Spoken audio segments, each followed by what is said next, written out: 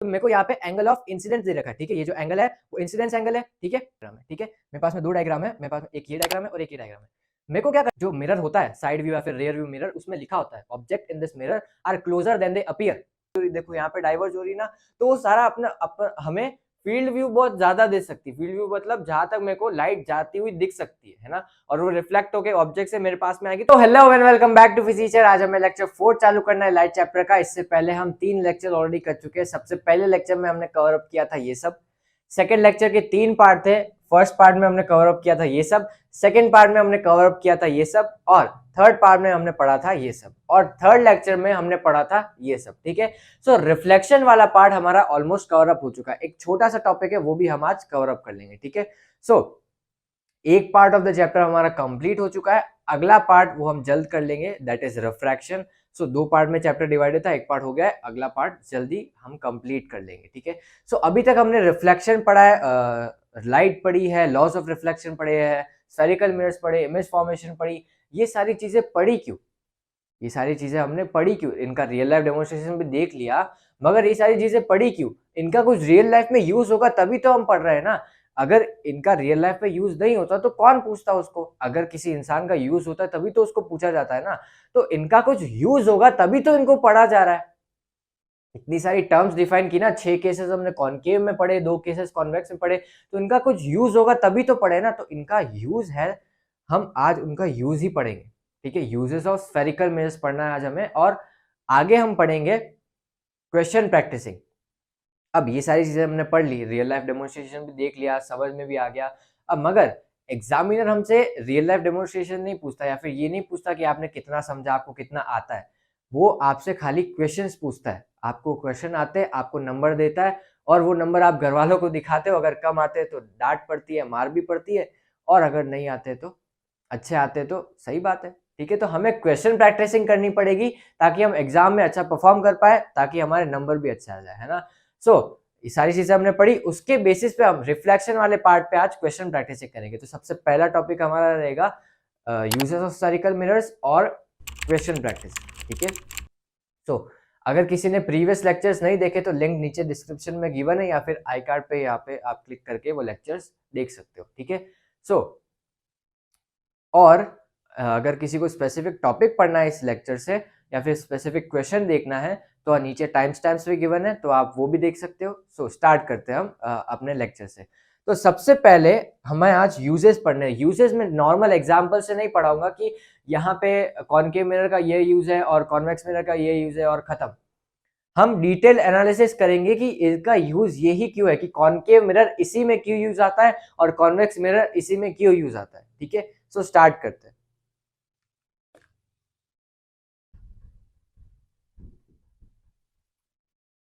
Reflection and refraction.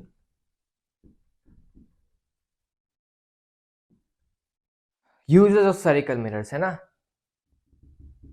Uses of spherical mirrors. सबसे पहले हम लेंगे कॉनकेव मिरर, ठीक है। कॉनकेव मिरर कैसा होता है?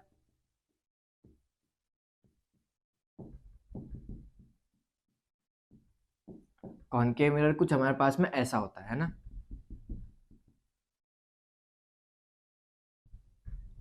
ऐसा होता है। अब इसकी कुछ प्रॉपर्टीज होगी ना। अगर मेरे को फोटोशॉप आती है तो मैं फोटोशॉप का काम करूंगा, अगर मेरे को खाना बनाना आता है तो मैं शेफ बनूंगा ना। तो मेरी प्रॉपर्टीज के हिसाब से मेरा काम डिसाइड हो रहा है। तो इसकी जो प्रॉपर्टीज होगी उस बेसिस पे हम उसको उस एग्जांपल में डालेंगे या फिर उसके यूज में डालेंगे, ठीक है।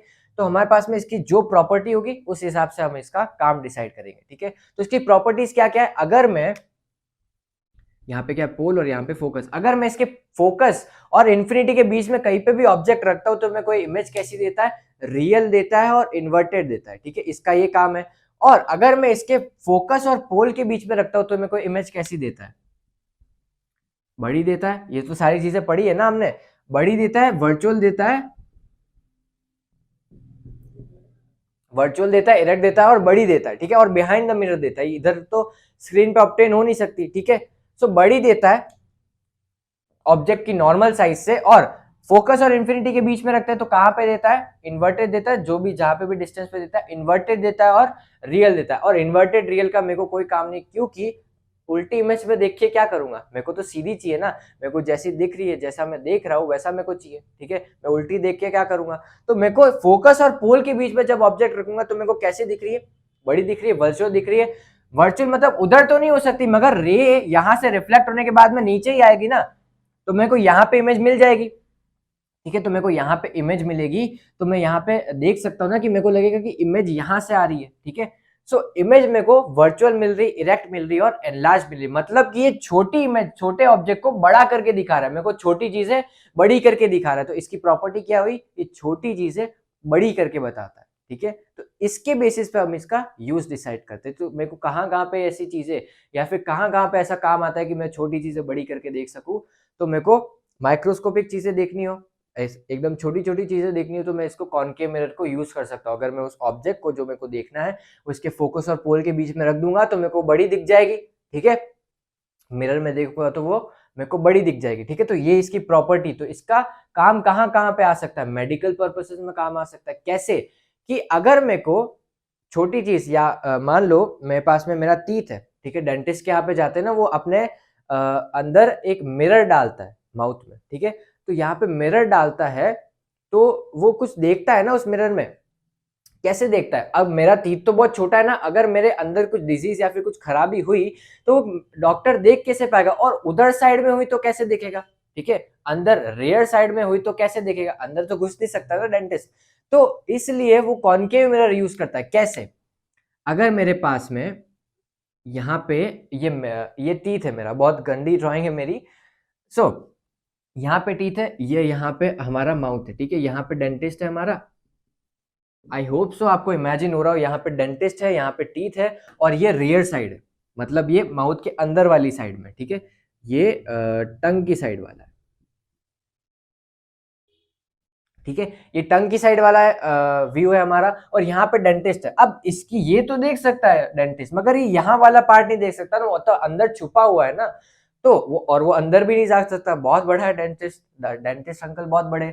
सो डेंटिस्ट क्या करता है, एक छोटा सा कॉनकेव मिरर यूज करता है, वो एक डंडी से अटैच होता है, ठीक है, एक स्टिक से अटैच होता है, वो अंदर अपने माउथ में डालता है, यहाँ पे रखता है उस मिरर को, ठीक है। यहाँ पे ऐसे रखता है मिरर को, तो वो क्या करता है, इस मिरर के फोकस और पोल के बीच में, यहाँ पे मान लो इसका पोल था और यहाँ पे मान लो इसका फोकस था, ठीक है। तो इस फोकस और पोल के बीच में जब ये टीथ आता है, ठीक है, जब ये टीथ आता है तो इसको ये टीथ यहाँ पे बना देता है कॉनकेव मिरर, ठीक है। ये टीथ इस टीथ की इमेज को यहाँ पे बना देता है, क्योंकि वर्चुअल इरेक्ट और एनलार्ज बनेगी ना, और इससे थोड़ी सी बड़ी ही बनाता है, ठीक है। तो डेंटिस्ट को तो दो काम हो गए ना, एक तो वो रियर साइड देख सकता है डेंटिस्ट, और वो इस छोटे से टीथ को बड़ा देख सकता है। तो उस डेंटिस्ट को दो चीजें एक साथ में मिल गई, ठीक है। एक तो बड़ी देख सकता है और पीछे वाली साइड भी देख सकता है ना। सो अगर मेरे अंदर कुछ बीमारी हुई या फिर खराबी हुई तो वो आराम से देख सकता है बड़े स्केल पे, है ना। बड़े स्केल पे चीजें ज्यादा सही से दिखती है ना, छोटे स्केल पे नहीं दिख सकती ना। तो छोटी चीजें बड़ी करके देखने में हमारे पास में कॉनकेव मिरर यूज आता है। तो इसका एक यूज क्या हो गया, एक यूज ये हो गया कि यूज इन मेडिकल पर्पसेस, या फिर यूज्ड बाय डेंटिस्ट, ठीक है। यूज बाय डेंटिस्ट, आपको बहुत काम पड़ा होगा ना, बहुत चॉकलेट खाते हो, मेरे तो नहीं पड़ा आज तक, होप सो पढ़े भी नहीं, ठीक है। सो सेकंड पॉइंट हमारे पास में क्या हो सकता है, सेकंड चीज हमारे पास में एक ऐसी हो सकती कि मैं मान लो शेविंग कर रहा हूँ, ठीक है, मैं मान लो शेविंग कर रहा हूँ और मेरे को यहाँ का पार्ट देखना है। अगर मैं प्लेन मिरर में देखता हूँ यहाँ का पार्ट, मेरे को ढंग से देखना है कि सही से शेव हुआ है कि नहीं हुआ है, तो शेविंग मिरर हमारे पास में होता है। अगर मैं शेविंग मिरर में मेरे को रिफ्लेक्टेड पार्ट देखना है ना, मेरे को तो इमेज देखनी है यहाँ पे, तो मैं शेविंग मिरर में, कॉन्वेक्स मिरर की बात तो हम बाद में करेंगे, शेविंग मिरर में अगर मैं सिंपलेस्ट मिरर हमारे पास में कौन सा था, प्लेन मिरर, प्लेन मिरर रख देता हूँ शेविंग मिरर में, तो वो क्या करता है, मेरे को एग्जैक्ट इमेज बना के देगा। तो मेरे को छोटा सा पार्ट, मतलब ये वाला पार्ट दिख जाएगा, मगर वो मेरे को बिल्कुल ऐसे, इतना पार्ट देखा तो इतना पार्ट ही दिखेगा, ठीक है। अब मेरे को क्या करना है, और बड़ा करके देखना है इसको, मतलब मेरे को और छोटी छोटी से छोटी डिटेल देखनी है, मेरे को एकदम क्लीन शेव करना है ना। तो मैं क्या करूंगा, यहाँ पे कॉनकेव मिरर रख दूंगा। क्यों? क्योंकि देखो ये तो हो गया हमारे पास में डेंटिस्ट वाला काम। अब हम करते हैं शेविंग का काम, ठीक है, बार्बर बनते हैं। देखो यहाँ पे मेरे पास में ये इंसान है,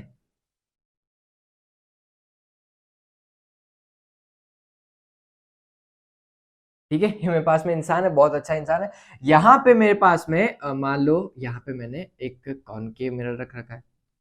कॉनकेव मिरर क्या करेगा, यहाँ पे हमारे पास में ऑब्जेक्ट है और इसके फोकस और पोल के बीच में, इसके फोकस और पोल के बीच में हमने इस ऑब्जेक्ट या फिर इस बियर्ड को रख रखा है ना। सो बियर्ड को हमने फोकस और पोल के बीच में रख रखा है। तो हमारे पास में इमेज कहाँ पे बनेगी, उधर साइड में बनेगी, ठीक है। तो आंखें यहाँ पे है तो इमेज यहाँ से रेज यहाँ से टकरा के आंखों में गिर जाएगी और मेरे को वर्चुअल इमेज जो यहाँ पे बन रही थी वो मेरी आंखों में गिर जाएगी। और कैसी लगेगी, बड़ी लगेगी ना। तो मैं एग्जैक्टली क्लियरली देख पाऊंगा कि कौन कौन सा शेविंग वाला पार्ट रह गया है, शेव करने के लिए रह गया है, एकदम एग्जैक्टली देख पाऊंगा, है ना। तो मेरे को यहाँ पे शेविंग मिरर में भी यूज आ सकता है कॉनकेव मिरर। कैसे, मेरे को अगर इमेज बड़ी करके देखनी है, मेरे को अगर मेरा फेस बड़ा करके देखना है तो मैं यहाँ पे रख दूंगा, उसके फोकस और पोल के बीच में आएगा। अगर वेरी करूंगा तो मेरे को पता चल जाएगा, ठीक है, फोकस और पोल के बीच में आएगा। जहां पे आया वहां पे मेरे को एक बड़ी इमेज मिल गई वर्चुअल, ठीक है। समझ में आई बात? इसका यूज कहाँ कहाँ पे और हो सकता है, यूज्ड एज शेविंग मिरर, ठीक है। शेविंग मिरर में भी यूज हो सकता है। और एक और यूज है इसका, जो कि है सोलर फर्नेस। अब सोलर फर्नेस क्या काम आती है, देखो कॉनकेव मिरर क्या कर रहा था, कॉनकेव मिरर का पहला नाम क्या था, कन्वर्जिंग मिरर, ठीक है। कॉनकेव मिरर क्या कर रहा था, हमारे पास में सारी लाइट जो भी आ रही थी उनको क्या कर रहा था, कन्वर्ज कर रहा था ना, उसका यही तो काम था। उसी के बेसिस पे तो उसको नाम दिया था हमने कन्वर्जिंग मिरर, ठीक है। तो इसका ये काम था कि सारी लाइट को एक जगह पे कॉन्सेंट्रेट कर रहा था, ठीक है। सो मैं क्या करता हूं, इन सारी लेयर्स को सनलाइट से रिप्लेस कर देता हूं, ठीक है। जो लाइट आ रही है वो सारी सनलाइट डालता हूं, ठीक है। सनलाइट आई और सनलाइट या फिर कोई भी लाइट हमारे अपने पास में अपने साथ में एक एनर्जी कैरी करती है, जिसको मैंने बताया था फर्स्ट लेक्चर में, बताया था कि फोटॉन्स के पैकेट, फोटॉन छोटे छोटे फोटॉन्स में एनर्जी कैरी होती है, ठीक है। एनर्जी कैरी हुई, ठीक है, इतनी सारी एनर्जी आ रही है और ये रिफ्लेक्ट होने के बाद में एक जगह पे कॉन्सेंट्रेट हो रही है। तो इतनी सारी एनर्जी एक जगह पे कॉन्सेंट्रेट हो रही है तो वहां पे हीट का डेवलपमेंट होगा कि नहीं होगा, ठीक है। तो यहाँ पे अगर हीट का डेवलपमेंट हुआ, यहाँ पे हीट प्रोड्यूस हुई, तो यहाँ पे अगर मैं कुछ रख दूंगा, यहाँ पे मेरा खाना रख दिया या फिर मैंने कुछ भी रख दिया, पानी रख दिया, तो यहाँ पे गर्म होगा कि नहीं होगा, जो भी मैंने चीज रखी, क्योंकि हीट ट्रांसफर हो रही है ना। इतनी सारी हीट जो आ रही थी वो एक जगह पे कॉन्सेंट्रेट हो रही है, तो वहां पे मेरे पास में हीट का प्रोडक्शन बहुत ज्यादा हो जाएगा उसी कॉन्सेंट्रेटेड पॉइंट पे, है ना। तो यहाँ पे मैं कोई भी ऑब्जेक्ट रखूंगा या फिर जो भी मेरे को गर्म करना है वो गर्म हो जाएगा। तो वो काम आता है, वो उसको बोलते हैं अपन सोलर फर्नेस। सोलर मतलब जो सन से आती है लाइट, ठीक है। फर्नेस मतलब जो गर्म, मतलब सोलर फर्नेस का क्या काम होता है, जो हमारे पास में कोई भी चीज गर्म करके दे देती है, या फिर कोई भी चीज हमें काम है, हमें मेल्ट करना है या फिर कुछ भी करना है, तो वो हमें सनलाइट के थ्रू, सनलाइट की हेल्प से हमें वो हीट प्रोडक्शन करके दे देती है, ठीक है। समझ में आई बात? ये काम है हमारे पास में कॉनकेव मिरर का। अगर आप ये सारे यूजेस लिख भी दोगे तो आपको एग्जामिनर नंबर दे देगा। और हमने रीजन भी देख लिया कि क्यों ये चीजें यूज आती है, ठीक है। अगले भाई साहब पे बढ़ते हैं हम, जो कि है हमारे पास में कॉन्वेक्स मिरर। उसका क्या यूज है, तो उसके पहले हम उसकी प्रॉपर्टी पढ़ेंगे कि वो क्या क्या प्रॉपर्टी दे रहा है।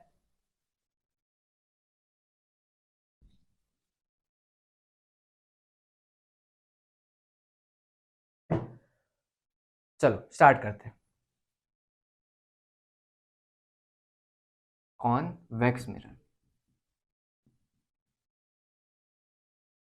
कॉन्वेक्स मिरर मेरे पास में कैसा होता है, अब ये जब दोनों चीजें पढ़े खत्म होगी ना, तब मैं आपको एक और चीज बताऊंगा, ठीक है, उससे आपको और क्लियर होगा। ये मेरे पास में कॉन्वेक्स मिरर है।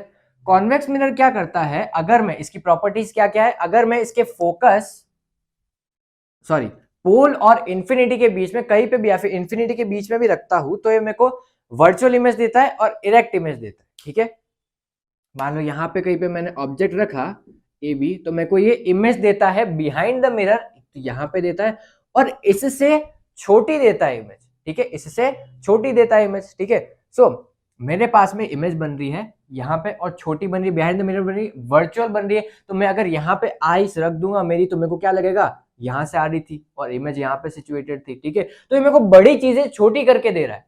ठीक है, तो मेरे को बड़ी चीजें, पूरी बड़ी चीजें छोटी करके दे रहा है। तो ऐसी चीजें हमारे पास में कहाँ पे यूज आ सकती है, या फिर ऐसी प्रॉपर्टीज कहाँ कहाँ पे यूज आ सकती है। देखो, मान लो मैं ड्राइव कर रहा हूँ और मेरे को पीछे की चीज देखनी है, पीछे का व्यू देखना है कि पीछे कोई कार आ रही है या नहीं आ रही है। ठीक है, पीछे का पूरा व्यू देखना है ना, मेरे को पीछे का भी तो ध्यान रखना पड़ेगा। आगे आगे चलूंगा तो मेरे को कैसे कैसे मैं आगे चल पाऊंगा, सारी चीजें देखनी पड़ती है ना। सो आगे की चीजें देख रहा हूँ और पीछे की चीजें देख रहा हूँ, पीछे मैं कैसे देखूंगा, ऐसे मुंह तो घुमा नहीं सकता, आगे आगे मैं कहीं पे गाड़ी घुस जाएगी, है ना। सो पीछे देखने के लिए मैं आगे मिरर रखूंगा ताकि मेरे को पीछे वाली चीज दिख जाए, है ना। सो मिरर में कौन कौन से रख सकता हूँ, प्लेन मिरर, कॉनकेव मिरर और कॉन्वेक्स मिरर। एक एक करके हम एलिमिनेट करते हैं सारे को। Plane mirror, concave mirror, convex mirror. ठीक है, एक एक करके एलिमिनेट करते। प्लेन मिरर रख देता मैं, चलो प्लेन मिरर रख देता, तो मेरे को इमेज जो है वो एग्जैक्ट सेम साइज की मिलती। ठीक है, अगर मैं इतना सा मिरर रखता तो मेरे को इतने स्केल पे जो भी पीछे की इमेजेस है वो मिल जाती। मगर मेरे को अगर पीछे की पूरी दुनिया देखनी होती, ठीक है, मेरे को पूरी दुनिया देखनी ना भाई, पीछे क्या चल रहा है, मेरे को तो पूरी दुनिया देखनी ना पीछे की। तो पीछे की पूरी दुनिया देखने के लिए मेरे को आगे ऐसा मिरर रखना पड़ेगा जो मेरे को पूरी दुनिया दिखा दे, है ना। अब प्लेन मिरर कैसे दिखाएगा, वो तो एग्जैक्ट सेम साइज की इमेज देता है ना। तो जो भी जितनी भी उसका स्केल है उस हिसाब से हमको इमेज देगा, तो पूरी दुनिया नहीं दिखा सकता हमको पीछे की। ठीक है, तो प्लेन मिरर हमारे पास में यूज नहीं हो सकता। ठीक है, वो इमेज तो देगा पीछे की, मगर वो छोटी दे, मतलब सेम साइज की देगा और हमें थोड़ी छोटे स्केल पे देगा, हमें पूरी पीछे का व्यू नहीं दिखा पाएगा। ठीक है, अब ये तो हो गया एलिमिनेट हमारे पास में। कॉनकेव मिरर आता है। कॉनकेव मिरर को अगर मैं रख दूं, तो कॉनकेव मिरर को अगर रखता हूं तो वो इन्फिनिटी से फोकस के बीच में तो रियल और इन्वर्टेड इमेज ही देता है। इन्वर्टेड इमेज दे रहा है भैया, तो इन्वर्टेड इमेज अगर मैं देखूंगा तो मेरे को तो उल्टी दिखेगी, पीछे की दुनिया पूरी मेरे को उल्टी दिखेगी, है ना। तो मेरे को उल्टी देख के क्या लेना देना, मेरे को पीछे की ट्रक आ रही वो उल्टी दिख रही, मैं आगे से भी ठूकूंगा और पीछे से भी गाड़ी मेरी अड़ जाएगी, है ना। एक्सीडेंट हो जाएगा पीछे से भी और आगे से भी, है ना।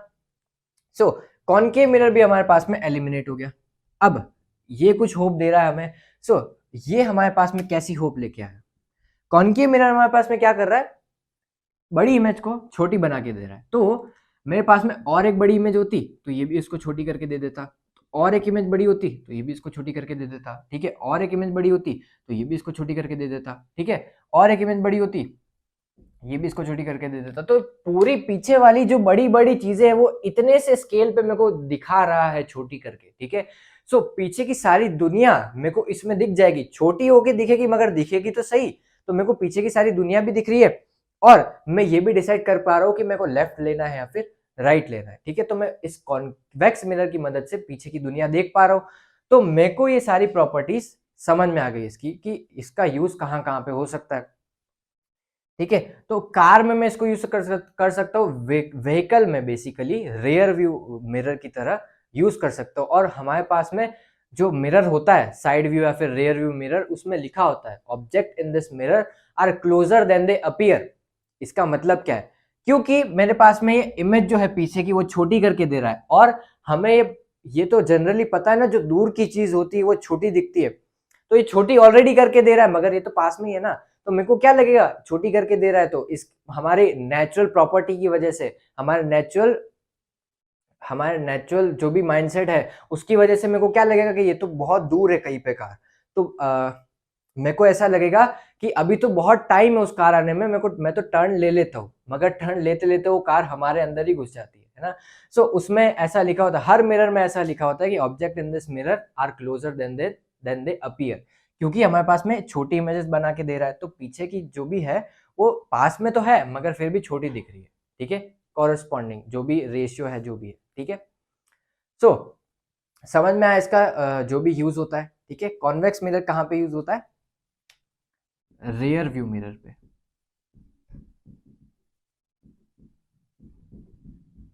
रेयर व्यू मिरर इन व्हीकल्स, ठीक है। सेकेंड प्रॉपर्टी है, फिर सेकेंड एग्जाम्पल कहाँ कहाँ पे यूज हो सकता है? पार्किंग देखिए हमने, मॉल्स की या फिर मॉल्स की जो भी पार्किंग होती है ऐसे घूम घूम के जाती है ना, ऐसे घूम घूम के जाती है, यहाँ पे दिख रहा होगा आपको, ये घूम घूम के जा रही है। तो ऐसा क्या हो रहा है, यहाँ पे मैंने एक मिरर रख रखा है, ठीक है। अब मेरे को उधर का भी देखना है कि आगे से उधर से कोई कार आ रही है या फिर नहीं आ रही है, ठीक है। उधर से एक कार आ रही है, तो अगर कोई कार आ रही होगी तो मैं रुक जाऊंगा ना। अब ऐसे गोल गोल रास्ता है ना, तो मैं देख नहीं सकता, ठीक है। तो मेरे को वहां पे एक मिरर रखना पड़ेगा ताकि वो मेरे को इधर का भी व्यू दे सके, ठीक है। तो इधर का व्यू कैसे देगा, उसके बेसिस पे हम पढ़ेंगे उन दोनों की प्रॉपर्टी, कॉनकेव और कॉन्वेक्स मिरर की, वो कैसे कैसे इमेजेस बना के देता है, ठीक है।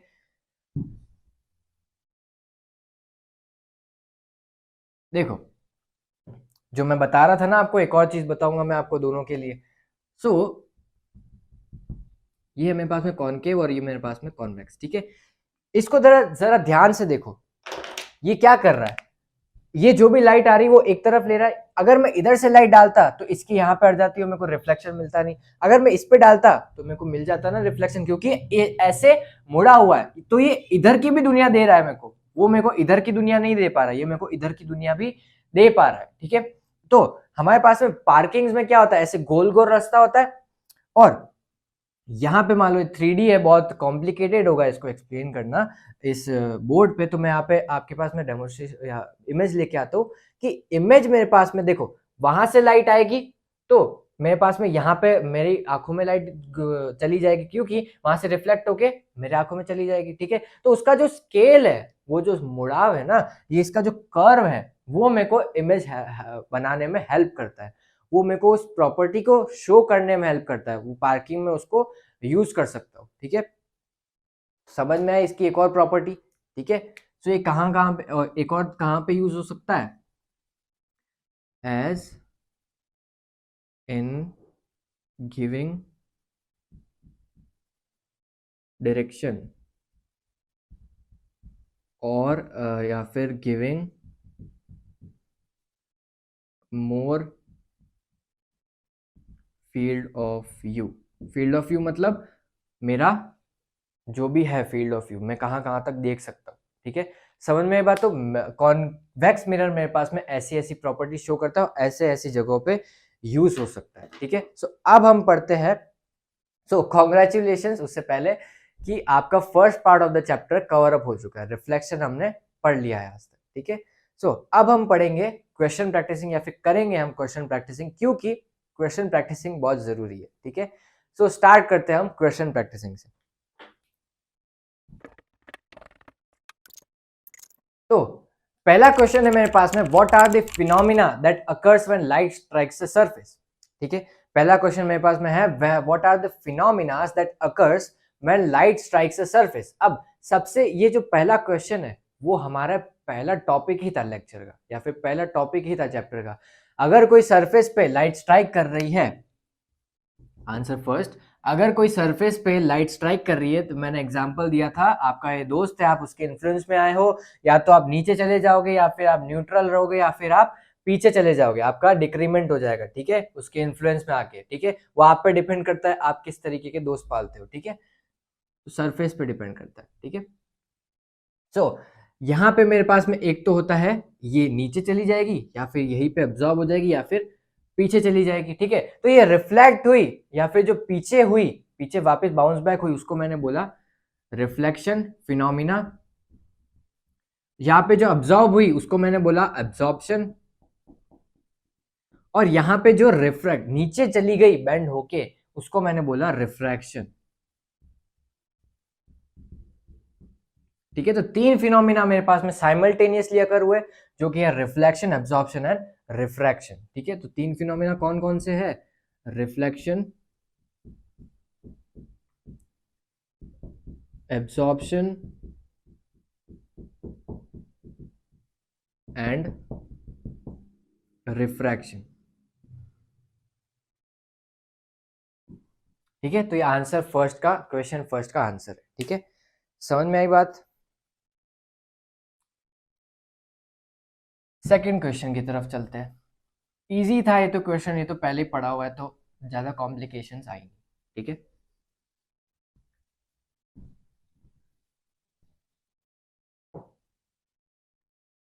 सेकंड क्वेश्चन है मेरे पास में। मेरे को दो डायग्राम दे रखे हैं, मेरे को दो डायग्राम दे रखे हैं। एक डायग्राम है, चलो पहले इंक भर लेता हूं मैं। सेकंड क्वेश्चन कुछ इस तरीके का है मेरे पास में कि मेरे को दो डायग्राम दे रखे, एक मेरे पास में ये डायग्राम है और एक मेरे पास में ये डायग्राम है। ठीक है, मेरे पास में दो डायग्राम है, मेरे पास में एक ये डायग्राम है और एक ये डायग्राम है। मेरे को क्या करना है, मेरे को यहाँ पे एक लाइट आ रही है, इंसिडेंट लाइट आ रही है, वो रिफ्लेक्ट होके जा रही है। यहाँ पे भी वही सेम है, इंसिडेंट लाइट आ रही है और रिफ्लेक्ट होके जा रही है। ठीक है, यहाँ पे मेरे पास में एंगल ऑफ रिफ्लेक्शन दे रखा है। ठीक है, देखो यहाँ पे रिफ्लेक्शन एंगल होता है ना,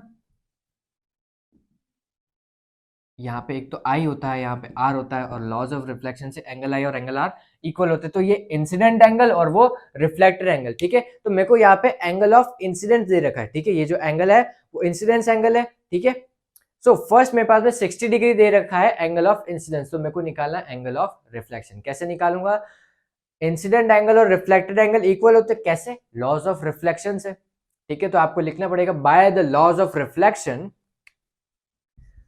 from the laws of reflection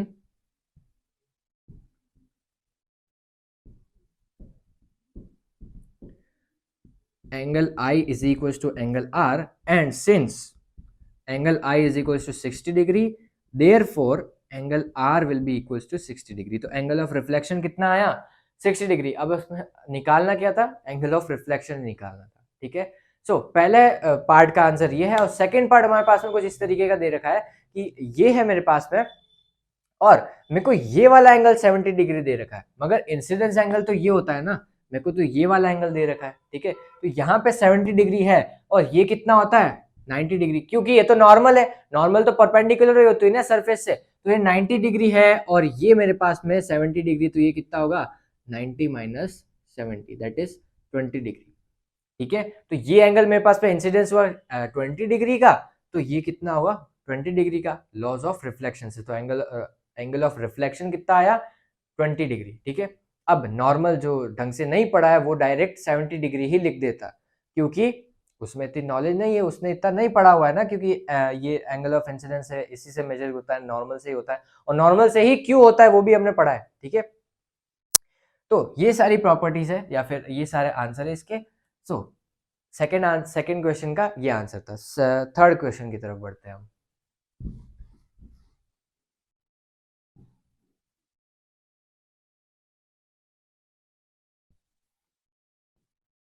third question मेरे को कहता है कि if radius of curvature is plus 20 centimetre, इस प्लस का बहुत सेंस है, ठीक है, it's not senseless, what is focal length and nature of spherical mirror. ठीक है, if the radius of curvature, answer third, if the radius of curvature is plus 20 centimeter,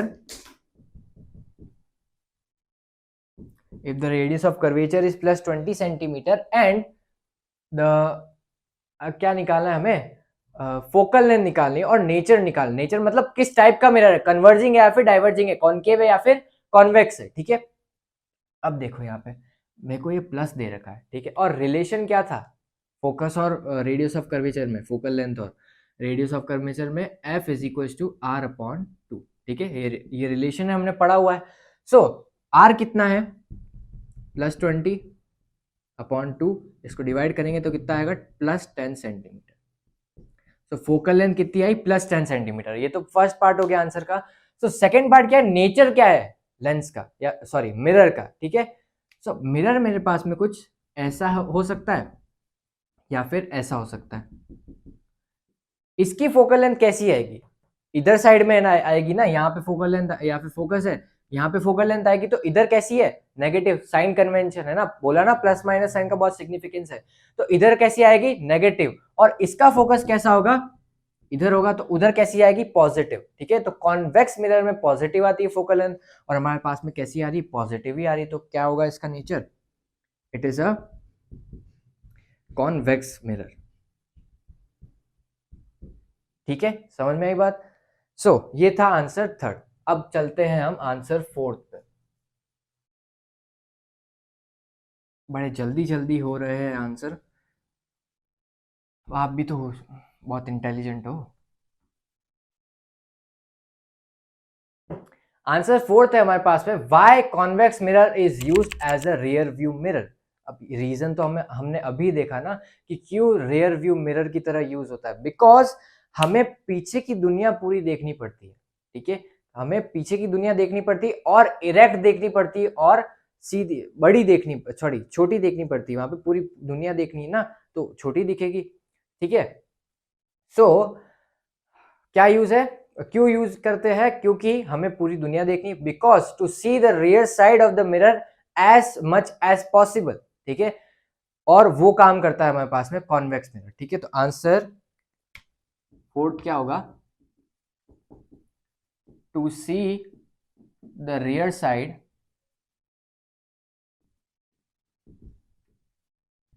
as much as possible and convex mirror has the properties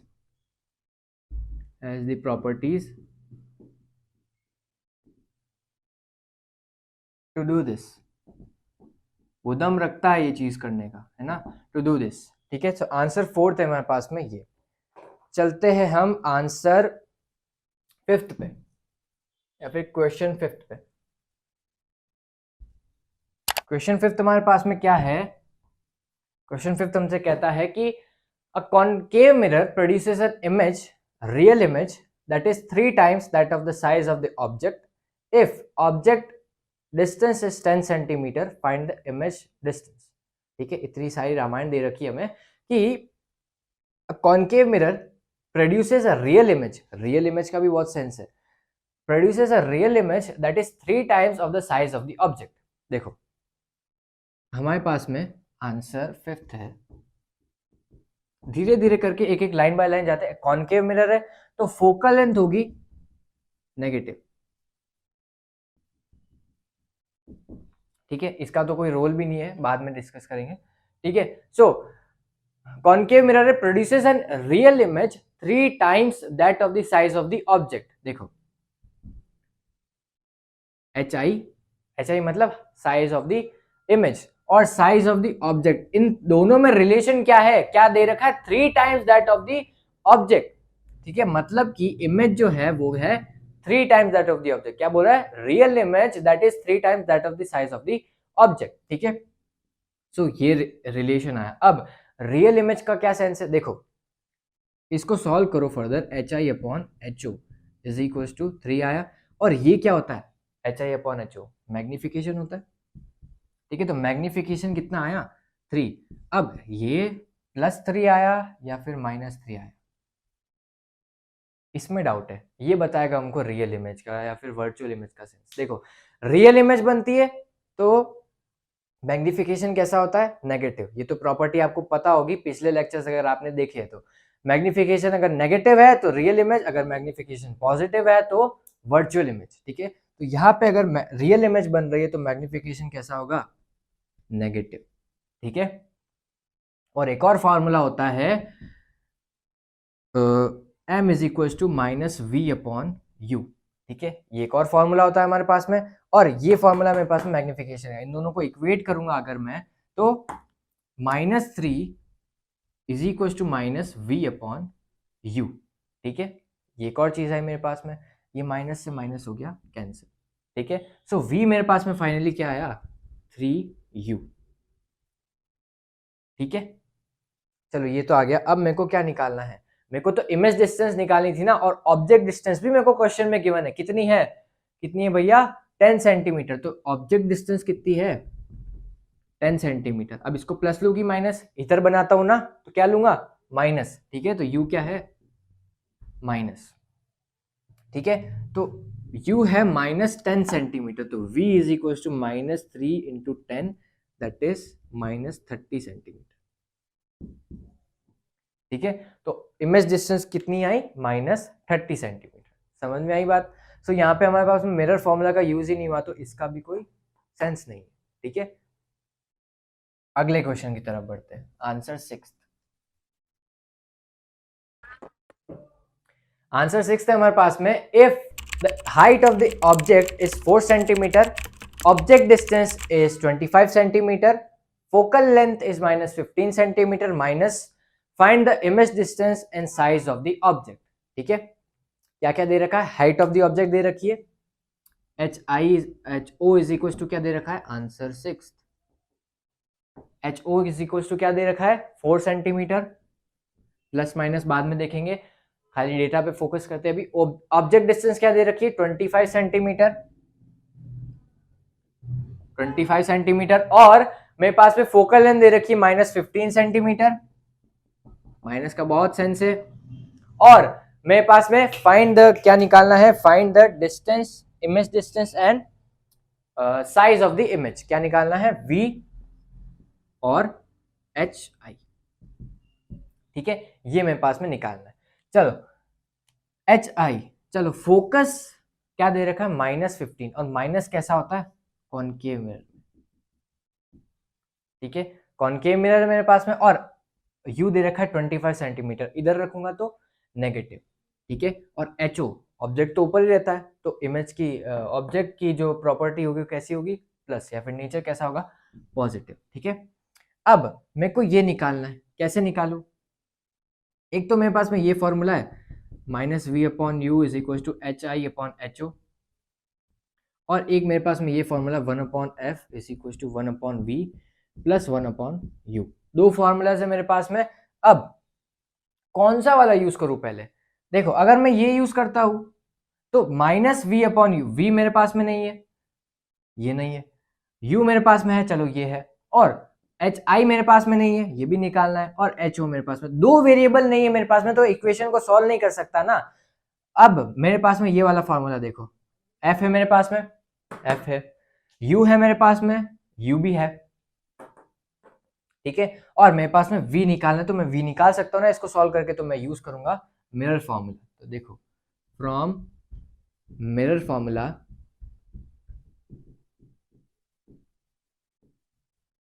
1/F is equal to 1/V plus 1/U, ठीक है। F कितना है, -15 centimetre, ठीक है, और V तो निकालना है, और U कितना है, -25 सेंटीमीटर, ठीक है। इसको हटा देता हूं मैं, आगे सॉल्व करते हैं। 1/V इज इक्वल टू, इसको उधर भेजा तो ये माइनस का 1/15, और ये माइनस का उधर जाके प्लस हो गया, ठीक है। और 1/V is equal to, LCM लिया मैंने, अगर 150 आया एलसीएम, तो यहाँ पे आएगा -10 प्लस, यहाँ पे ये डिवाइड होगा 4, 5, 6 टाइम्स, ठीक है। 6 टाइम्स से डिवाइड हुआ, और फर्दर इसको सॉल्व किया तो -4/150, इसको और फर्दर सॉल्व करेंगे तो 2 से डिवाइड हुआ है 75, ठीक है। इसको और फर्दर सॉल्व करेंगे तो ये 27.5, ठीक है। सो ये मेरे पास में फाइनल आंसर, ठीक है। समझ में आई बात।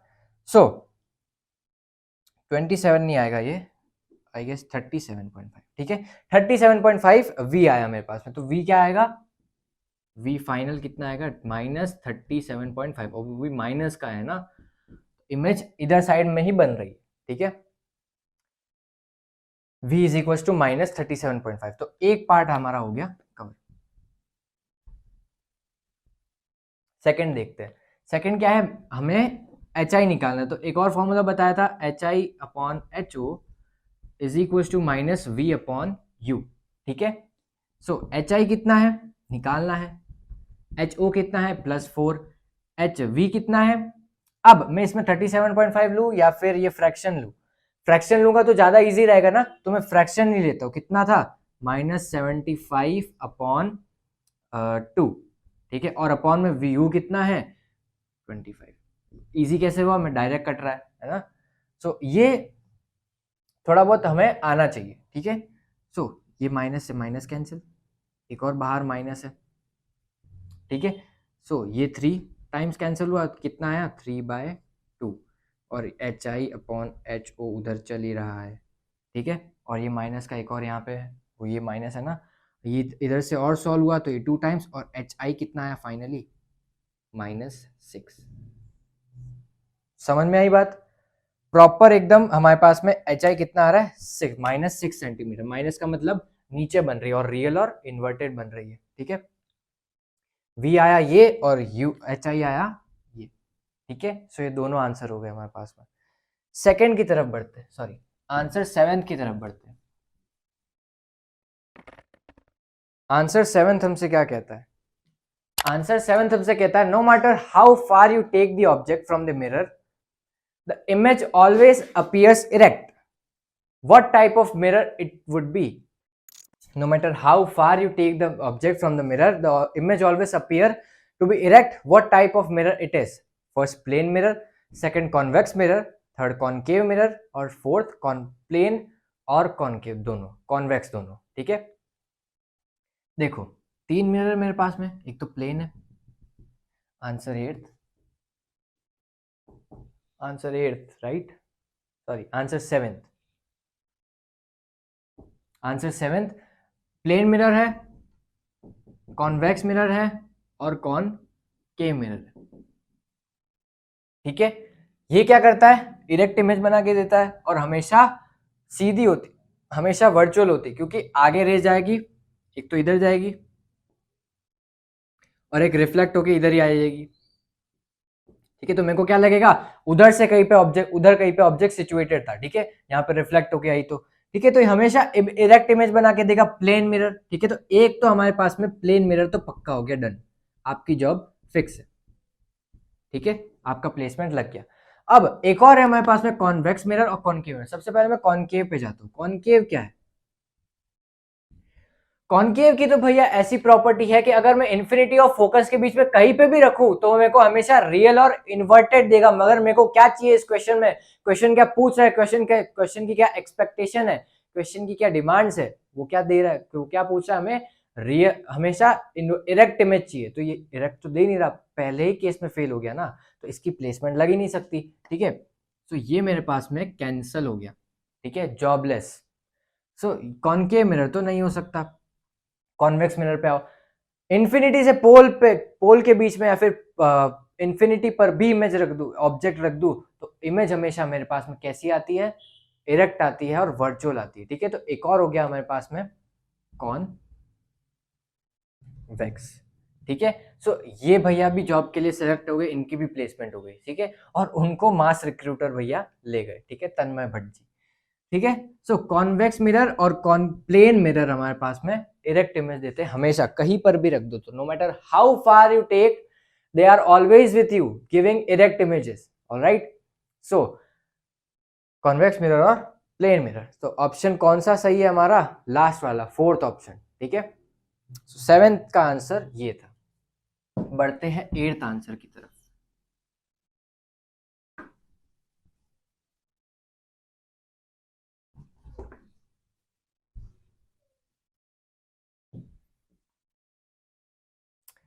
एट्थ क्वेश्चन मेरे पास में कुछ इस तरीके का है, name the type of mirror used in headlights of a car, ठीक है। तो सबसे पहले मेरे पास में हेडलाइट्स ऑफ अ कार में कौन सा मिरर यूज हो सकता है। देखो अगर मैं कार चलाता हूं, अगर मैं कार चलाता हूं तो मेरे को क्या करना है, मेरे को बहुत सारी आगे की चीजें देखनी, लाइट, रात को मेरे को पूरा आगे की दुनिया देखनी है ना, तो मेरे को लाइट पूरी दुनिया में फैलानी पड़ेगी, ठीक है। तो ऐसा मैं करूं, मैं ऐसा मिरर यूज करूं कि वो मेरे को एक पॉइंट पे रखूं, वो मेरे को पूरी दुनिया तक लाइट पहुंचा के दे दे, ठीक है। तो मैं ऐसा मिरर यूज करूंगा, मान लो मैंने कॉनकेव मिरर यूज किया, ठीक है, और प्लेन मिरर यूज किया और कॉन्वेक्स मिरर यूज किया। तीनों मिरर मैंने एक एक करके यूज किए, ठीक है। सबसे पहले मैंने प्लेन मिरर यूज किया। प्लेन मिरर मेरे को क्या देगा, ये दुनिया दे पाएगा क्या, ये यहाँ पे लाइट डालूंगा मैं तो मेरे को ये इतने इतने स्केल पे ही इमेजेस दे पाएगा, ठीक है। इतने स्केल पे ही इमेजेस दे पाएगा, ठीक है। सो ये मेरे को बड़े स्केल पे इमेजेस नहीं, सॉरी, लाइट नहीं फेंक सकता है, ठीक है। सो प्लेन मिरर हम यूज नहीं कर सकते और कॉन्वेक्स मिरर भी यूज नहीं कर सकते, ठीक है। सो यहाँ पे देखो, यहाँ पे रख दूंगा मैं लाइट को, तो यहाँ पे लाके ऐसे ऐसे डाइवर्ज कर देगा, ठीक है, ऐसे ऐसे डाइवर्ज कर देगा। सो यहाँ इसको कॉन्वेक्स मिरर को भी यूज नहीं कर सकते। अब आता है मेरे पास में कॉनकेव मिरर। कॉनकेव मिरर क्या करेगा, अगर मैं इसके फोकस पे रख दूंगा, तो ये मेरे को कैसी इमेज देगा, मेरे को तो पूरी दुनिया देखनी है, तो मैं क्या करूंगा, ऐसे जगह पे रखूं ताकि मेरे को सारी रेस इंफिनिटी पे जाके कहीं पे मिले, ठीक है। सो ऐसा केस खाली कॉनकेव ही शो कर सकता है, क्योंकि कॉन्वेक्स में ना तो ये पावर है, ना तो प्लेन मिरर में पावर है, ठीक है। ये ऐसे पैरेलल रेस तो लेके ही नहीं जा सकता ना, ठीक है। तो फोकस पे रखता हूं अगर मान लो मैंने बल्ब यहां रख दिया, तो स्ट्राइक करने के बाद में सारी रेस जो भी है वो पैरेलल जाएगी आपस में और कहीं पे इंफिनिटी तक जाएगी ना, तो बहुत सारी जगहों तक मेरे को सारी चीजें दिख जाएगी मेरे को, ठीक है। सारे जो भी पेड़ पहाड़ रोड वगैरह, सारे आगे का ऑब्जेक्ट, आगे की कार, आगे की बाइक, आगे का इंसान, सारी चीजें मेरे को दिख जाएगी, ठीक है। क्योंकि मैं यहाँ पे फोकस पे रख रहा हूँ, तो मेरे को सारी रे इंफिनिटी पे जाके कहीं पे मिलेगी, तो बहुत दूर तक जाएगी, उनका साथ हमेशा बना रहेगा, ठीक है। हम साथ हैं, ठीक है। तो आगे आगे तक चलेगी, समझ में आई बात। और अगर मैं इसको ऐसे यहाँ पे रख दूं, तो नॉर्मल बनाओ इसको, तो ये यहाँ पे ऐसे हमारे पास में रेज लेके जाएगा। वीडियो में कोई ग्लिच नहीं है, मैं एक और चीज बताना है आपको कि ये जो मैंने बताया ना कि अगर मैं इन्फिनिटी पे रखता हूँ तो पैरेलल जाती है आपस में, वो जो चीज है ना, वो हमारे पास में एक लिमिटेड अप्रोच तक काम कर सकती है। वो हमें खाली सामने का व्यू ही दे सकती है ना। अगर मेरे को पास का भी व्यू चाहिए ना, तो मैं ऐसी चीज करूंगा कि अगर मैं फोकस और पोल के बीच में रख दूं ऑब्जेक्ट को, और या फिर मेरी लाइट को, तो वो सारी रे डाइवर्ट हो जाएगी, ऐसे लगेगा ना डाइवर्ट हो रही, देखो यहाँ पे डाइवर्ट हो रही ना, तो वो सारा अपना हमें फील्ड व्यू बहुत ज्यादा दे सकती है। फील्ड व्यू मतलब जहां तक मेरे को लाइट जाती हुई दिख सकती है ना, और वो रिफ्लेक्ट होकर ऑब्जेक्ट से मेरे पास में आएगी, तो मेरे को सारे ऑब्जेक्ट्स दिख जाएंगे, है ना। तो मैं एक तो फोकस और पोल के बीच में रख सकता हूँ कार्स में, है ना, कार्स में या फिर व्हीकल्स में बेसिकली, ताकि मेरे को सारा व्यू दिख जाए आसपास का भी।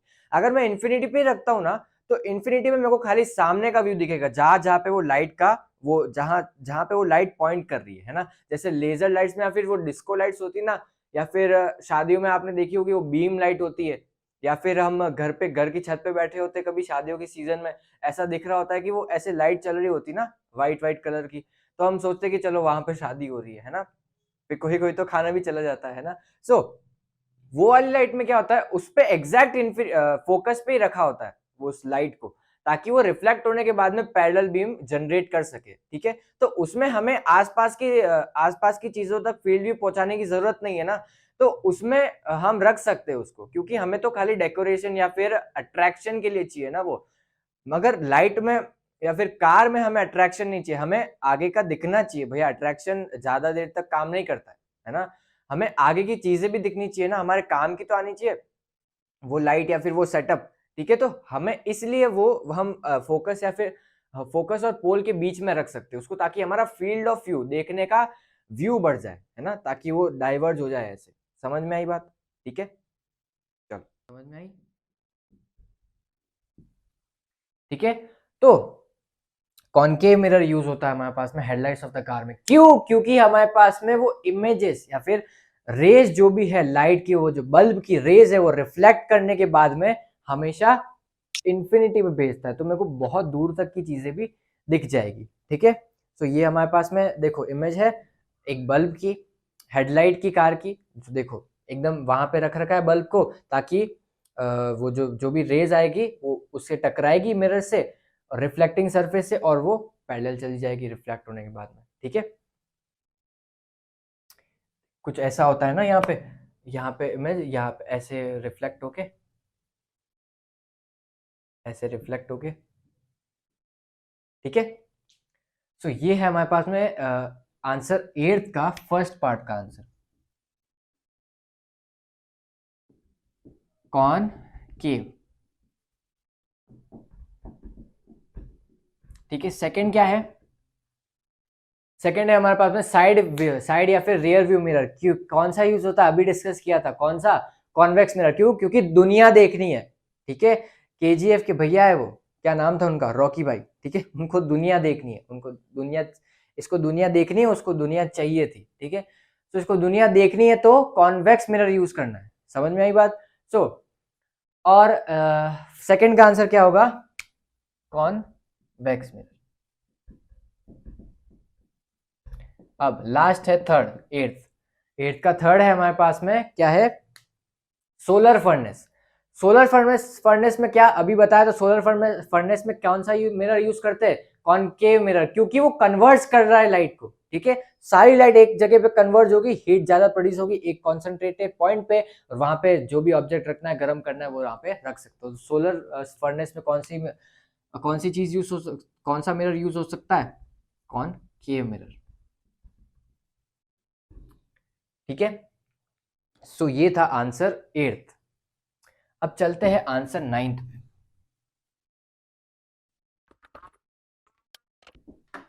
आंसर 9th है हमारे पास में कुछ इस तरीके का कि we wish to obtain an erect image from concave mirror of focal length 15 centimetre, find the range of the object distance. क्या कह रहा है हमसे क्वेश्चन? फोकल लेंथ दे रखी है 15 सेंटीमीटर। ये गैप क्यों बनाता हूं आपको समझ में आ गया होगा अभी तक, क्योंकि प्लस और माइनस का साइन में थोड़ा बहुत जोलमाल रहता है, मेरे को बाद में पता चलता है कि प्लस और माइनस का साइन। ठीक है, सो फोकल लेंथ कितनी है? 15 सेंटीमीटर, और को मिरर कौन सा है? कॉनकेव, तो कैसा आएगा? नेगेटिव। ठीक है, so find the range of the object distance. हमें कैसी विश है? हमारी विश कैसी है? कॉनकेव मिरर में हमें हमेशा इरेक्ट इमेज बनानी। हमारी विश ऐसी है कि कॉनकेव मिरर के बाद कॉनकेव मिरर में हमें इरेक्ट इमेज चाहिए हमेशा। ठीक है, तो उसकी रेंज बताओ कि कहां से कहां तक हम उस ऑब्जेक्ट को रख सकते हैं। ठीक है, तो यहाँ पे कॉनकेव मिरर है, ये पोल है, ये फोकस है। ठीक है, और मैंने ये पढ़ा है कि फोकस और इंफिनिटी के बीच में कहीं पे भी रख दूं तो इरेक्ट इमेज तो मिलती नहीं है, इन्वर्टेड मिलती है और रियल मिलती है। तो फोकस और इंफिनिटी के बीच का तो आप केसी हटा दो, बचता है हमारे पास में दो चीजें, फोकस और पोल। और फोकस में भी इन्वर्टेड मिलती है, मगर इंफिनिटी में मिलती है, तो फोकस वाला केस भी आप हटा दो। बचा एक ही केस, दैट इज फोकस और पोल के बीच में। फोकस और पोल के बीच में यहां पे रखता हूं तो इरेक्ट इमेज मिलती है हमेशा। इधर से इधर वेरी करूंगा तो डिस्टेंस बढ़ सकती है, मगर इरेक्ट तो मिल रही है ना। सो कहां पे रेंज है मेरी? फोकस और पोल के बीच में, और मेरे को फोकल लेंथ भी दे रखी है, कितनी है? 15 सेंटीमीटर। सो पोल से फोकस मतलब 0 से 15 सेंटीमीटर तक अगर मैं ऑब्जेक्ट रखता हूं, 15 सेंटीमीटर इंक्लूडेड नहीं है। ठीक है, 15 सेंटीमीटर इंक्लूडेड नहीं है। तो ऑब्जेक्ट को अगर मैं 0 से 15 सेंटीमीटर के बीच में रखता हूं तो रेंज क्या होगी? Range is from 0 to object 15 centimetre. 15 centimetre included नहीं है। ठीक है, सो ऑब्जेक्ट को कहां रख सकता हूं? फोकस और पोल के बीच में, और रेंज क्या है? 0 से 15 सेंटीमीटर के बीच में। ठीक है, सो आंसर 9th का, सॉरी क्वेश्चन 9 का आंसर ऐसा कुछ था। चलते हैं आंसर 10th की तरफ, या फिर क्वेश्चन 10th की तरफ। ये एनटीएससी का सैंपल क्वेश्चन है, बहुत अच्छा क्वेश्चन है। अगला question, two objects are placed at A and B position in front of a concave mirror of focal length f is equals to minus 7.5 centimeter. If the size of the image of both A and B are same and size of the object A is 3 times that of B and object distance is 30 centimeter, find the object B distance. बहुत सारी रामायण हो गई, मगर देखते एक एक करके। ठीक है, सो आंसर एक एक करके ब्रेक डाउन करते हैं हम आंसर को, क्वेश्चन को, ठीक है। दो ऑब्जेक्ट दे रखे हैं ए और बी, ठीक है, और क्या कर रखा है, उन दोनों ऑब्जेक्ट को एक ही कॉनकेव मिरर के सामने प्लेस कर रखा है। मान लो ए को यहां पे प्लेस कर रखा है और बी को यहां पे प्लेस कर रखा है, ठीक है, ए को यहां पे और बी को यहां पे, और कॉनकेव मिरर की फोकल लेंथ भी दे रखी है, कितनी है, -7.5 सेंटीमीटर, ठीक है।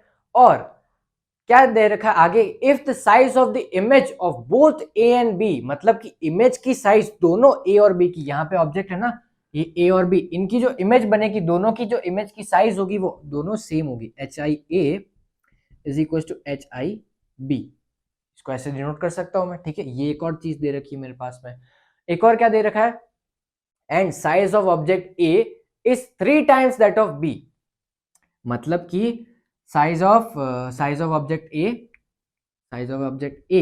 Is 3 times size of object B, ठीक है। मतलब कि ये जो है उसका 3 टाइम्स है, ये छोटा है ये बड़ा है, 3 टाइम्स बड़ा है, ठीक है। और क्या क्या दे रखा है, and object A distance is 30 centimetre, ये जो है ना यहां से यहां पे 30 सेंटीमीटर, तो यू ए भी दे रखा है मेरे पास में -30 सेंटीमीटर। माइनस क्यों है पता है, क्योंकि इधर ले रखे, इधर से ले रहे हैं हम, ठीक है। सो साइड में लिख देते हैं ये सारी चीजों को, फोकल लेंथ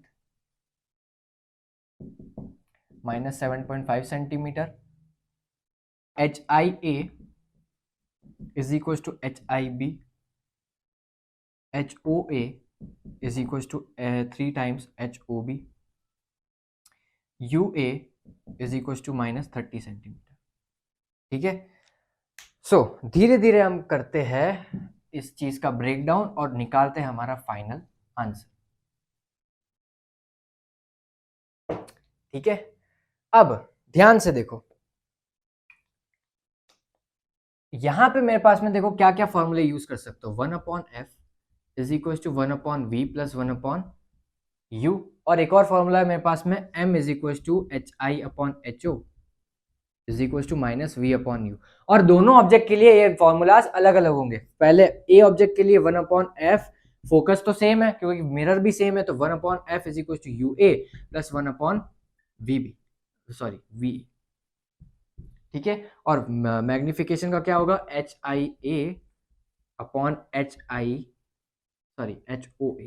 ठीक है, इज इक्वल टू -VA/UA, ठीक है। और ऑब्जेक्ट सेकेंड के लिए, बी ऑब्जेक्ट के लिए 1/f is equal to 1/UB plus 1/VB, और मैग्निफिकेशन का क्या होगा, 1/HIB/HOB, ठीक है, और इज इक्वल टू -VB/UB। ये सारे फॉर्मूलाज यूज करके मेरे को क्या निकालना है, ऑब्जेक्ट डिस्टेंस B, UB निकालना है, ठीक है। समझ में आई बात। अब मैं कौन कौन से फॉर्मूलाज यूज करूं, मेरे को फाइनली ये निकालना है, ठीक है। सो मेरे पास में ये सारी चीजें हैं, मैं धीरे धीरे करके देखता हूँ कि मैं क्या क्या यूज कर सकता हूँ और मैं कैसे इस फॉर्मूला का यूज करके ये फाइनल आंसर निकाल सकता हूँ, ठीक है। सो ये निकालने के लिए मेरे को ये निकालना पड़ेगा VB, और ये भी निकालना पड़ेगा HIB, और ये भी निकालना पड़ेगा। एक एक करके एलिमिनेट करते हैं। सबसे पहले देखो मैं क्या कर सकता हूँ, UA है मेरे पास में, ठीक है, तो मैं क्या करता हूँ, VA निकालता हूँ, फोकल लेंथ, इससे मेरे को VA मिल जाएगा ना। देखो मैं सबसे पहले VA निकालता हूँ, VA क्या होगा,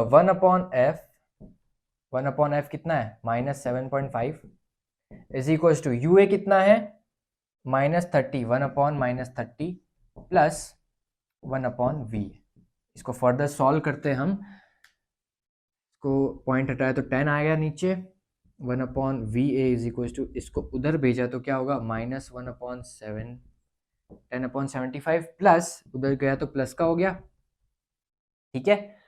अब इसमें एलसीएम क्या आएगा, 150 है ना, 150 एलसीएम आया, ये 2 टाइम्स डिवाइड हो तो -20, एलसीएम लेना तो आता है ना हमें। सो ये और फर्दर डिवाइड हुआ, ये कितनी टाइम्स डिवाइड होगा, 5 times, 1/VA is equal to, ये आया 1/VA कितना आया, -15/150, -15/150 और इसको और फर्दर सॉल्व करेंगे तो VA कितना आएगा 5 3 times 10 times 10 times right 10 times VA कितना है -10 सेंटीमीटर। तो VA मेरे पास में आ गया -10 सेंटीमीटर। अब मैं क्या करूंगा, अब मैं करूंगा ये रिलेशन आ गया मेरे पास में। अब ये प्रॉपर्टी यूज करो, ये प्रॉपर्टी यूज करके देखते हैं M इज टू ये है तो देखो HIA/HOA is equal to VA कितना है -10, UA कितना है -30, सो ये minus minus cancel, so HIA is equal to HOA और ये 3 उधर जाएगा तो -3, ये माइनस का उधर गया तो प्लस माइनस का ही है, ठीक है। तो HOA is equal to -HIA -3 times HIA, ठीक है। और मैं कहाँ पे यूज कर सकता हूँ इसको, देखो so let's stop and think for a while कि मैं इतनी सारी इक्वेशंस क्यों यूज कर रहा हूँ, इतना हॉच पॉच क्यों क्रिएट कर रहा हूँ। देखो मेरे को फाइनल आंसर चाहिए ना, फाइनल आंसर निकालने के लिए मेरे को जोलमाल करना पड़ेगा, मेरे को इक्वेशंस निकालनी पड़ेगी और देखना पड़ेगा कि कौन सी इक्वेशन सेट करने के बाद में मेरे को फाइनल इक्वेशन में कोई वेरिएबल नहीं मिल रहा है। समझ में आ रहा है ना मैं क्या कह रहा हूँ। सो फाइनल वेरिएबल निकालने के लिए मैं कुछ भी कर सकता हूँ, ये आपके ऊपर है कि आप अपनी क्रिएटिविटी कैसे यूज कर सकते हो। इस पे भी अपनी क्रिएटिविटी बहुत काम करती है कि हम कौन सा आंसर निकालना चाहते हैं और कौन सी वैल्यू निकालना चाहते हैं। जो भी हमें वैल्यू निकालनी है उसको सेपरेट करो और देखो कि क्या क्या काटने के बाद में या फिर क्या क्या इक्वेशन यूज करने के बाद में मेरे को फाइनल न्यूमेरिकल वैल्यू मिल जाती है उस वेरिएबल की, ठीक है। सो एंड में मैं बस ये कहना चाहूंगा कि इक्वेशंस के साथ खेलो, जिसमें फाइनल आंसर मिल जाए हसल करो उस इक्वेशंस में, जिसमें फाइनल आंसर मिल जाए that is your answer. Congratulations. Okay so continue करो अब, बाय बाय। देखो इसको मैं कहाँ डाल सकता हूँ, वहां पे देखो ध्यान से देखो, अगर मैं इन दोनों को डिवाइड कर देता हूँ, इन दोनों को डिवाइड कर देता हूँ तो क्या आएगा मेरे पास में, बहुत हौच पौच हो गया मगर ध्यान से देखो, अगर मैं इसको डिवाइड करता हूँ तो HIA is equal to HOA is equal to 1/3 HIB upon HOB, ठीक है। ये तो मेरे पास में आया। अब ये ध्यान से देखो ये कितना है -1/3 और ये रिलेशन इससे मैच हो रहा है, ठीक है। तो यहाँ पे मैं इसकी जगह पे -1/3 लिख सकता हूँ, -1/3 is equal to 1/3 HIB upon HOB, ठीक है। ये 3 से 3 कैंसिल, HIB कितना आया -HOB, इसी रिलेशन को हम यूज करेंगे आगे। ध्यान से देखो, चलो ये पार्ट तो हो गया हमारा कवर। क्या है relation, HIB is equal to -HOB। अब ये वाला रिलेशन देखो, ये वाला रिलेशन देखो, इसको मैं और फर्दर वापस से वैसे ही उसी फॉर्म में लेके आऊँ तो HOB इज इक्वल टू -1 हो जाएगा। ये किसके इक्वल है, इसके इक्वल तो मैं इसको ऐसे लिख सकता हूँ -1 सॉरी हाँ -1 is equal to -VB upon UB, ठीक है। इसको और फर्दर सॉल्व किया तो VB इज इक्वल टू क्या आया, UB आया, ठीक है भाई। इधर तक और समझ में आया। अब मैं क्या करता हूं, मिरर फॉर्मूला यूज करता हूं सेकंड वाले ऑब्जेक्ट के लिए। सेकंड वाले ऑब्जेक्ट के लिए यूज करता हूं 1/VB प्लस 1/UB 1/F, ठीक है। अब मेरे को क्या चाहिए, मेरे को UB चाहिए तो मेरे को UB ही रखना है, मेरे को VB नहीं चाहिए, ठीक है। तो मैं इसकी जगह पे UB लिख सकता हूं, ठीक है। तो 1/VB plus 1/UB is equal to 1/F, ठीक है। सो F कितना है -7.5 इज इक्वल टू ये कितना होगा 2/UB, एलसीएम तो आता है ना, 2 हो जाएगा। तो UB कितना होगा 2 × 7.5 सेंटीमीटर, तो UB कितना होगा -15 सेंटीमीटर। सो ये फाइनल आंसर आया हमारे पास में UB की वैल्यू। तो UB यहाँ पे नहीं होगा, UB यहाँ पे होगा, ठीक है। ये -15 सेंटीमीटर, ठीक है। सो ये सारे क्वेश्चंस किए हमने आज रिफ्लेक्शन के बेसिस पे, स्फेरिकल सरफेसेस पे रिफ्लेक्शन के बेसिस पे। ये बहुत ही इंपॉर्टेंट क्वेश्चन था, बहुत ही अच्छा क्वेश्चन था, इसमें दिमाग लगाने की बहुत जरूरत थी। सो ये सारे क्वेश्चंस किए हमने आज। अभी तक के लिए ये सारा लेक्चर रैप अप होता है। So first part of the chapter हमारा कंप्लीट हो चुका है। Congratulations to you all. And अब हम स्टार्ट करेंगे अगला हमारा पार्ट जो कि है रिफ्रैक्शन। उसमें बहुत अच्छे अच्छे एक्सपेरिमेंट्स हैं, हम सारी चीज़ें करेंगे। और उसके बाद में हमारा next chapter that is human I and the colourful world. उसमें तो बहुत ही अच्छा एक्सपेरिमेंट है। उसमें तो जो रियल लाइफ में दिखता है, हमें रेनबो दिखता है, वो सब हम करके देखेंगे। ठीक है। सो अभी तक के लिए सारा लेक्चर रैप अप होता है। अच्छा लगा तो बहुत अच्छी बात है, नहीं लगा तो भी अच्छी बात है। Bye bye.